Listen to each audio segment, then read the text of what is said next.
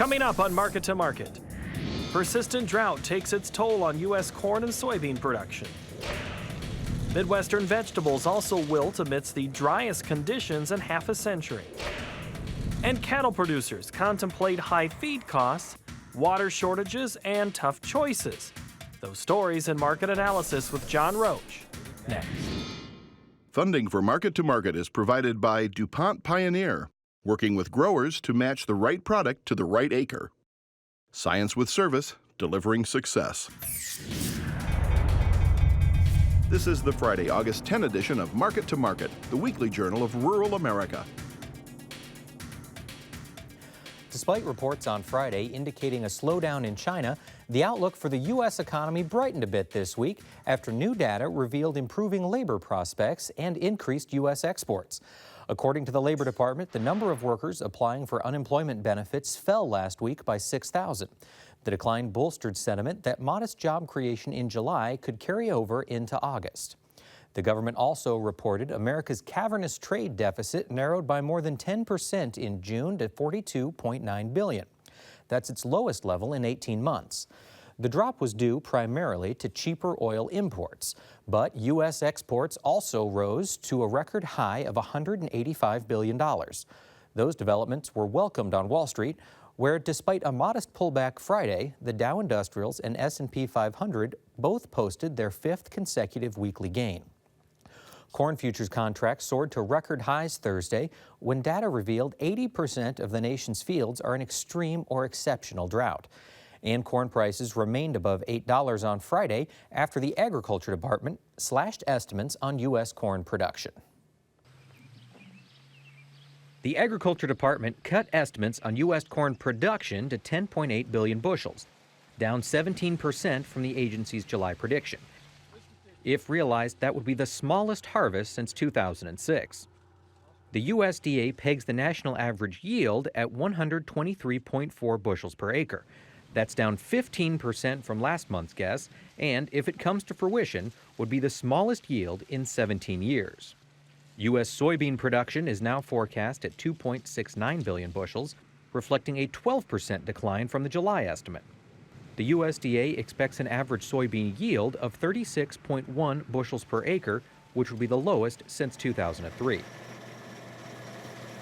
And total U.S. wheat production is predicted to be 2.27 billion bushels. That's actually up 2% from last month's guess and, if realized, would be 13% above last year's drought-impacted harvest. This summer's drought is rekindling memories of 1988, but proponents of agriculture technology say things would be even worse were it not for recent innovations.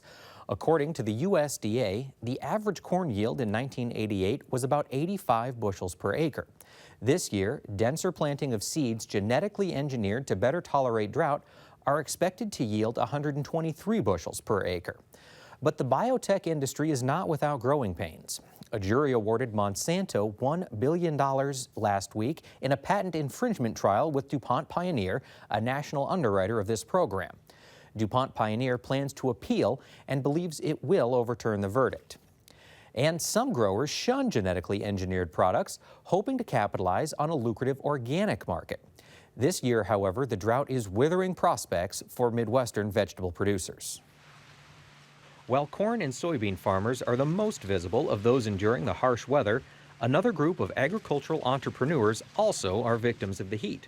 Joel and Jay Kellum of Mineral Point, Wisconsin, sell their certified organic produce through farmers markets and direct marketing using the Community-Supported Agriculture, or CSA model. But this year, after 15 years of hard work, the Kellums had the difficult job of watching the majority of their crops wither away and die. Without cooler temperatures, they were destined to just die in the field. The same thing's happening with every corn and hay farmer around here, and their cultural techniques are tried and true for generations. According to the USDA, there are more than 7,800 farmers markets in the United States. Private groups like Local Harvest estimate the number of CSAs at more than 4,000. Like many CSA operators, The Kellums deliver boxes filled with a variety of vegetables to their customers every 2 weeks during the 5-month growing season. The Kellums have 190 members who invested $400 each at the beginning of the season to receive the bounty from their Kings Hill farm. With their output slashed to nearly nothing, the couple sent their members a letter stating there would be no produce this year. It's so dry down beneath it. Being 14 inches behind means that we need 14 inches of rain to get back to normal. Despite the disappointment of this year's non-existent crop, the Kellums plan on returning to the field next year. To help pay for next season's seed, the couple plans on holding a fundraiser in September. The hardest part was reading all the really good letters of people that understood the pain that we must be going through. And so that was the most difficult part, is just realizing that I had every right to be sad. Federal scientists confirmed this week that July was the hottest month ever recorded in the lower 48 states, breaking the previous record set in 1936 during the Dust Bowl. The impact on Midwest crops was readily apparent in the USDA's production estimates, but the drought also is weighing heavily on the nation's livestock sector. An estimated 85% of America's planted acres are covered by some form of crop insurance, but the major federal disaster program for livestock producers expired last year. Laurel Bauer-Bergmeyer examined conditions last week in southern Illinois, where producers are coping with drought and considering tough decisions. The first decision a livestock producer here has to make is, I'm going to have to source some feed to maintain my cattle if I want to keep my cattle, or if I don't have that capability, I'm going to have to liquidate my herd. The first hay cuttings here were probably the best hay that we'd ever made, quality-wise. A lot of protein in the mixture. It was just a great start, and now it's wasted away to near nothing. We haven't really had significant rain since April, and here it is 1st of August, so you can imagine when you don't get rain like that, why it's pretty tough. Dry. Yeah, they're dry. The ponds and the creeks are dry. There's nothing in them. Yeah, there's some actually years ago, they swampy areas, but they've through the years kind of developed creeks that I did not see go dry in 1988, and they're dry today. We had a lot of, basically a week over 110 here, heat indexes over 120, soil surface temperatures 130 to 150, so we basically baked during June and July. Desperation has become commonplace in farm states where the historic drought continues to tighten its grip. In Illinois, areas decimated by extreme drought expanded to more than 81% in the last week.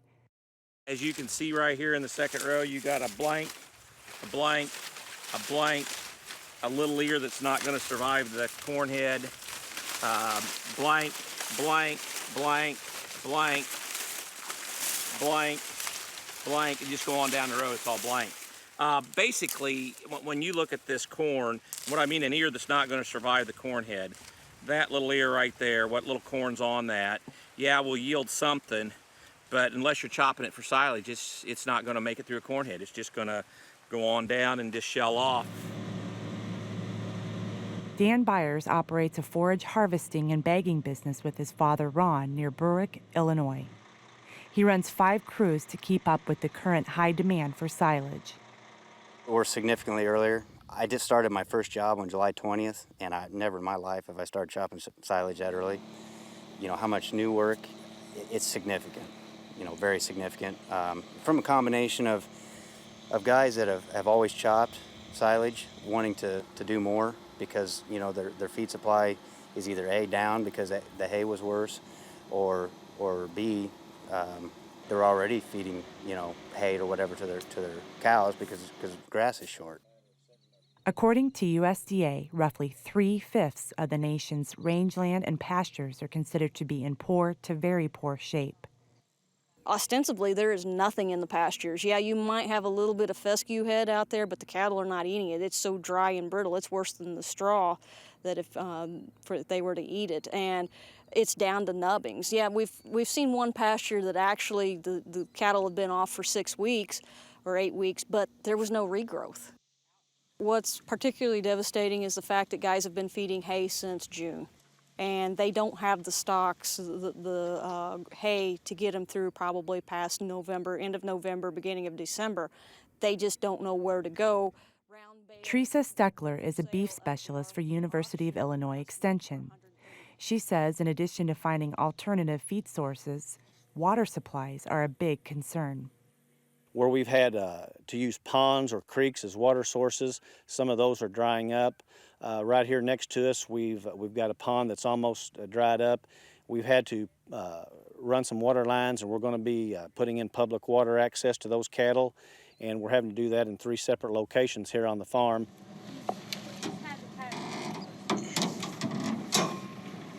Mostly with the kids there, it's doubled their workload with the hauling of the water.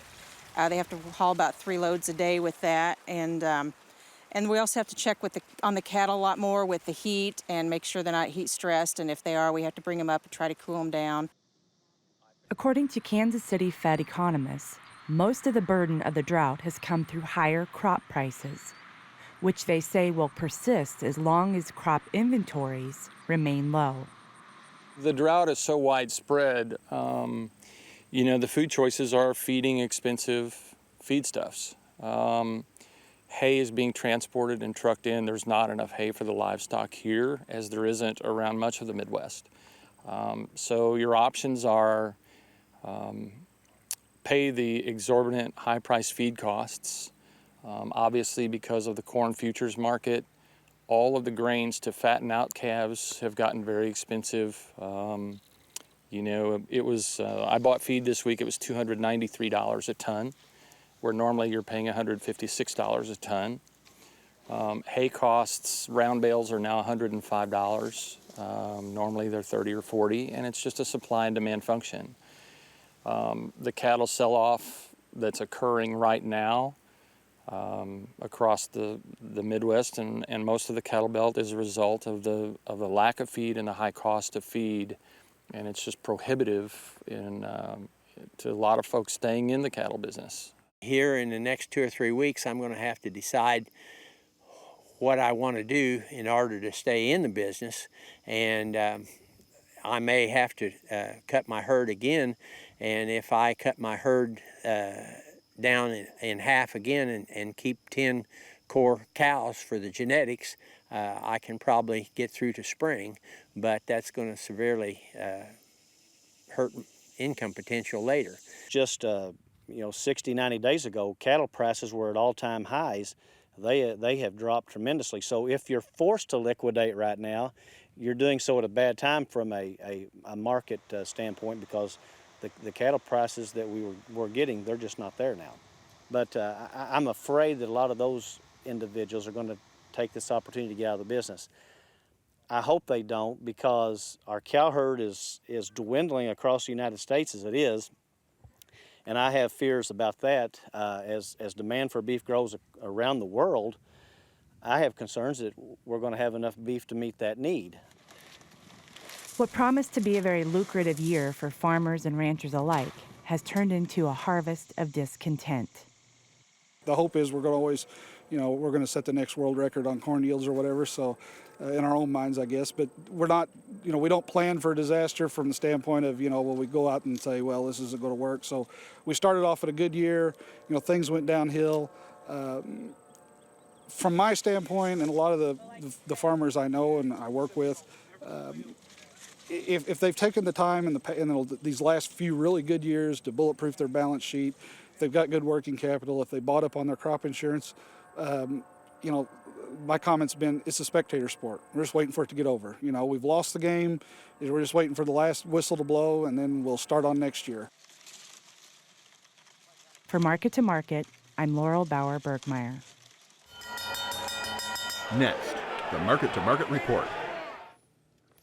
Grain prices were mixed this week after estimates of increased supplies dampened wheat prospects, while a forecast of the tightest stocks-to-use ratio in 17 years supported $8 corn. For the week, September wheat lost 6 cents, while the nearby corn contract settled 10 cents lower due to profit-taking on Friday. Predictions of the tightest soybean stocks in history proved to be bullish, and the September contract gained 38 cents, while the nearby meal contract advanced by more than $11 per ton. In the softs, cotton trended lower as the December contract posted a loss of 92 cents per hundredweight. In the dairy market, August Class 3 milk futures gained 13 cents, while the deferred contract moved 46 cents higher. Over in livestock, October cattle gained $1.15, nearby feeders advanced 77 cents, and the October lean hog contract declined by 33 cents. In the financials, the euro lost 85 basis points against the dollar. Crude oil gained $1.47 per barrel. COMEX gold advanced $16.80 per ounce, and the Goldman Sachs Commodity Index gained 8 points to close at 655 even. Here now to lend us his insight on these and other trends is our senior market analyst, John Roach. John, welcome back. Thanks, Mike. It's really nice to be here with you. Well, we're glad to have you, and it's been a busy day. Had the USDA report come out this morning. Let's talk about how that affected wheat today. Do we see much impact from that on wheat? The wheat numbers were the surprising numbers on the report, that they were larger than what we saw last month in the United States. And when we looked at wheat numbers around the world, they didn't shrink as much as what some people had thought they might. And so that was the reason the wheat market came under pressure. The market's been really trending along right on some important moving averages, a 20-day moving average for the hard red winter wheat and for the Chicago wheat. And then today we tipped down, and so we brought in quite a bit of technical selling as well as the fundamental selling, which pushed the wheat market lower for the day. So for producers out in the field, what does that tell you? What should they be looking at going forward? Well, this is the time of year, the month of August, when we tend to move the wheat market up and get kind of a second selling opportunity. It's kind of the first rally after harvest in most years. And so when we go back and look at a lot of history, August is a decent month to be selling in. And then after this month, then you have to go all the way out into February. And so we think that our hope is that the market doesn't fall very far and that we have an opportunity on a rally here to get whatever sales need to be made during this time frame. All right. We actually think our sales through the winter months may well be better, but at this time frame, we'd like to get around to sales made here on some strength over the period of the next 2-3 weeks. All right, good idea for producers out there. Now let's talk corn a little bit. What are we seeing there? What's going on? The USDA told us several different things about corn today. First, that the yields are going to be down sharply compared to last year and compared to what people expected, as it said earlier in the show, where yield levels down to 126 or thereabouts, as I recall. And in addition to that, we had the acreage pulled down, the harvested acreage, and so total supplies are going to be well underneath what we need, and we're going to force the demand down because we just don't have the supplies available. And where do you see that demand being forced out of? Who's gonna have to sacrifice their corn usage this year, in your opinion? Well, the USDA took corn usage out of ethanol production, out of food production, and out of feed production, and out of exports. So they really went through all the different categories and pulled each of them down somewhat. But the problem is that we really have not yet started to reduce the demand as much as they're currently forecasting. So the question is, are prices high enough to accomplish what the USDA forecast today? And you look at the market, it tried to rally today. It couldn't really get very far. So maybe we are at a high enough price level. But that's the real question that the market has to determine. What's it going to take to reduce the different categories of demand so that we have enough to go around and we don't run out? With that in mind, what are you telling producers? Well, we think that that the market's just going to have to work on this over the period of the next 90 to 180 days. I mean, it's not something livestock people, as we saw in the earlier report, livestock people don't make these decisions quickly. They make them slowly, deliberately, and with a lot of pain. These are very difficult decisions to reduce your livestock herd. And so you have a similar difficult situation, and if you're in the manufacturing business and you're using corn to make ethanol or some other food products, and then you have the same kind of decisions being made overseas. So people are thinking about it. they're coming to that point where they have to make a decision, and so we'll be hearing more and more about that as time goes along. But at the moment, we really haven't started to cut the demand nearly to the level we need to cut it. So that really suggests prices have to stay high. They may already be high enough, but they're going to have to stay high. We can't give a signal to the user that there will be enough supply. We can't encourage them with lower prices. So prices need to stay strong. And so what we're saying to farmers is that if you like these prices and you've got some grain that you'd like to sell, don't let anybody talk you out of it. These are good prices. Let's go ahead and make the sales that you want. But if you've made sales, you're comfortable right now, or maybe scared, you don't know how many bushels you're going to have in the field, we think it's okay to be patient and to wait here. We think we'll have other opportunities as we go down the road. All right, patience is a virtue. And the report today was bullish on beans. What's your take on there? Well, the bean situation is really starting to get quite dire. I mean, the South Americans had a major crop cut, and now North America is having a major reduction. And when you put those two together, I mean, that is a substantial thing around the world. And China has not yet quit buying. China was back in the market again this week, but today, with more sales announced. So we're going to use all the U.S. soybeans up. We've already used all the South American beans up. Now we're going to use all the North American beans up, and then we're going to have to depend upon that South American crop. Everybody thinks the crop is going to be very large. The South Americans will try to raise a monster crop this year.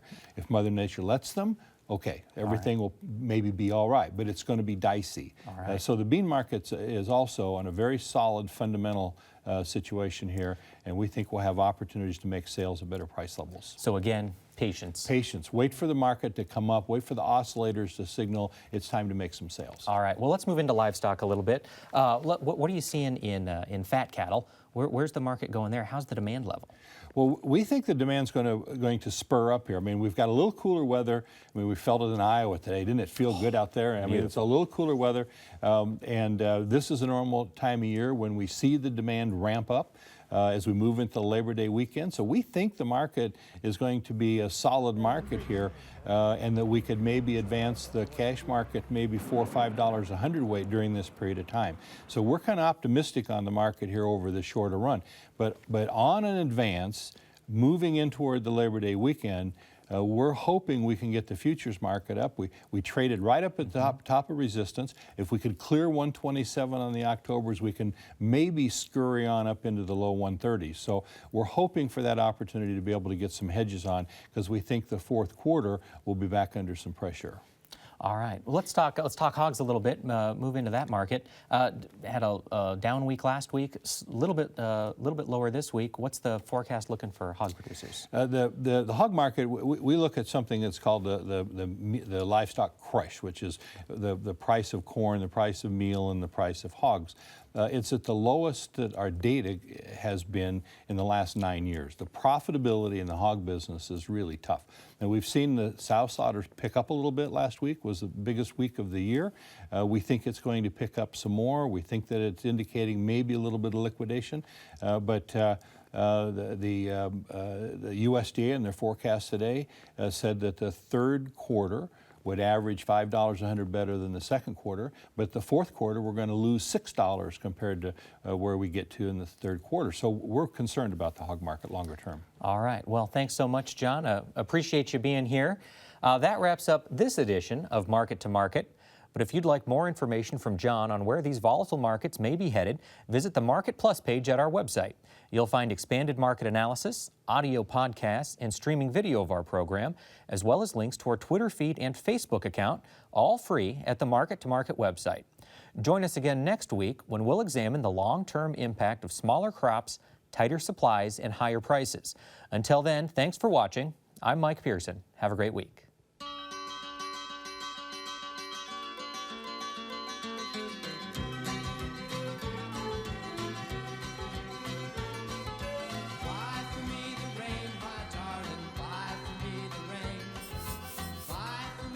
Market to Market is a production of Iowa Public Television, which is solely responsible for its content.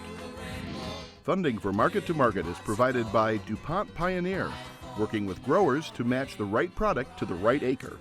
Science with service, delivering success.